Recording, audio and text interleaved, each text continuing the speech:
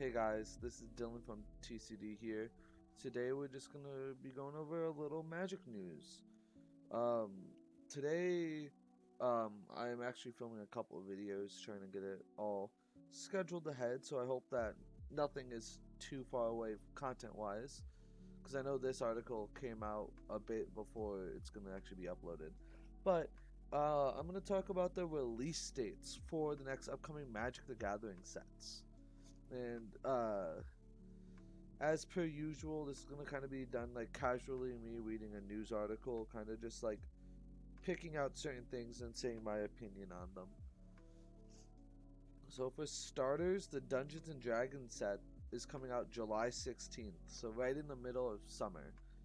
And honestly, I'm really excited for it because it says that there's going to be a flavorful and mechanically unique experience, which I'm really excited for because the way I take that information is there's going to be more new mechanics.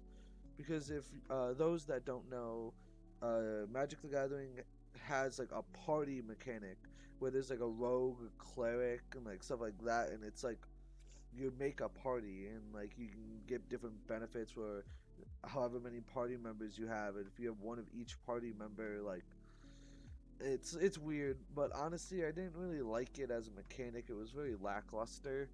I really hope that the this D&D set has more RNG to it. Like if they added dice rolls as a like an actual mechanic in legal Magic, I think it'd be really cool. We only really have dice rolls in the unset, which if those don't know, they're silver boarded cards that are basically just for fun. They're illegal to use in like tournament formats, but they have a dice mechanic in there, and I think it'd be really cool to add that to this Dungeon and Dragons set. I was talking to someone and they said like, "Oh, well, it's in an unset. That means it won't happen." But I want to quickly talk about mutate.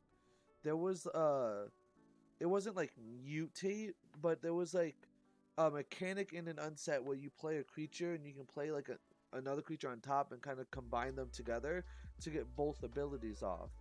And that was kind of like a trial run for mutate mechanic, and now mutate's an actual mechanic where it basically does a very similar thing. So I think that there's a solid chance that there will be a well, not a solid chance, but the idea of having a dice roll is not a out of the realm of possibility. I think it's something that can actually be done quite easily because they have experimented in dice rolls specifically. So that's for the Dungeons and Dragons one. Um, and then they talk about Strixhaven, which is going to be, I think, the most recent set, and it's going to be April 23rd, and then it's going to be available early on Magic the Gathering Arena and Magic Online. But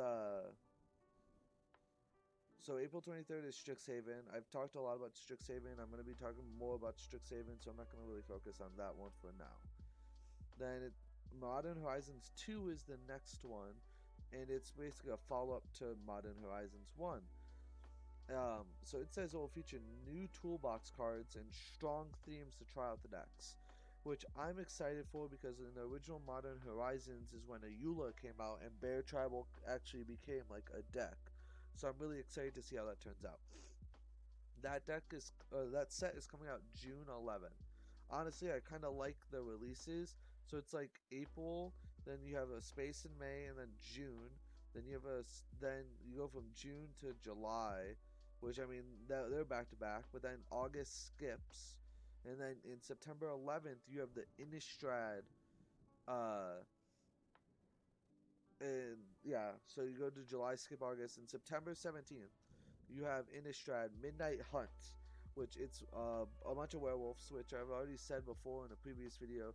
I'm excited because I like the idea of like humans transforming into wolves as like a deck mechanic, and I'm excited to get more support and hopefully be like a better deck.